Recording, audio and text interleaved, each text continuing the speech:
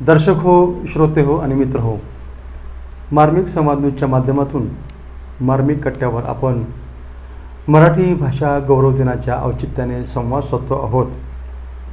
आमचे 82 वर्षाचे ज्येष्ठ मार्गदर्शक, गुरु आणि सन्मित्रही म्हणता येतील असे आमचे प्राध्यापक नागेशजी शिंगण सर यांच्याशी. शिंगण सर,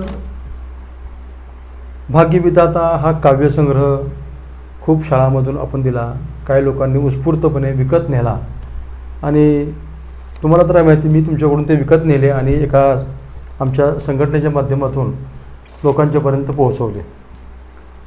परंतु याच्यापेक्षाही एक वेगळी गोष्ट होती, म्हणजे स्वराज्य पोलीस मित्र पत्रकार संरक्षण आणि माहिती अधिकार संघटना या संघटनेच्या माध्यमातून आपल्या काव्यसंग्रहाला साहित्य क्षेत्रामधून एक पुरस्कार मिळाला.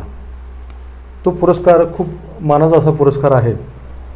मग असा पुरस्कार मिळाल्यानंतर तुमची जी प्रतिक्रिया होती किंवा तुमच्या जीवनामध्ये काय बदल झाला तर ते आम्हाला ऐकायला आवडेल. या संघटनेमार्फत माझ्या पत्नीचा आणि माझा सन्मान करण्यात आला. याच्याबद्दल मला अतिशय धन्यता वाटली की या संघटनेनं जो सन्मान केला त्याबद्दल मी त्यांचा आभारी आहे. हा सन्मान झाल्यानंतर ते पोस्ट, ते सगळं फोटो वगैरे सगळे हो जिकडे तिकडे पाठवले गेले, भैयानं पाठवले,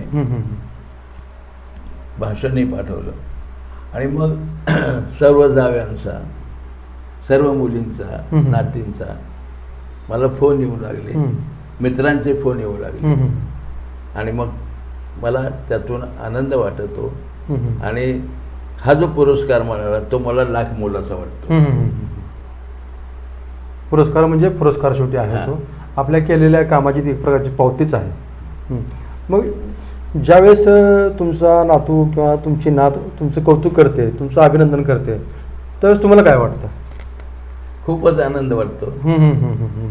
आणि नातू नाती सगळ्या मी फार मोठा दुड्डाचार्य आहे म्हणून वापरून त्यांच्याबरोबर आपण बालकून लहानपण घेतो, क्रिकेट खेळतो आणि गप्पा गोष्टी मारतो.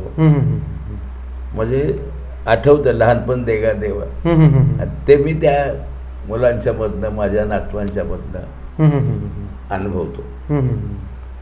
म्हणजे पुस्तक तुम्ही लेखन केलं, काव्यसंग्रह, आपण त्याचं वितरणही चांगलं केलं, परंतु त्या पुस्तकाची पोहोच, त्या वेळचं आतलं मूल्य पाहून स्वराज्य पोलीस मित्र पत्रकार संरक्षण आणि माहिती अधिकार संघटनेने तुम्हाला पुरस्कार दिला. त्याच्यामुळं तुमच्या जीवनामध्ये असा एक वेगळा बदल झाला आणि तुमचा आनंद असा वाढतच गेला.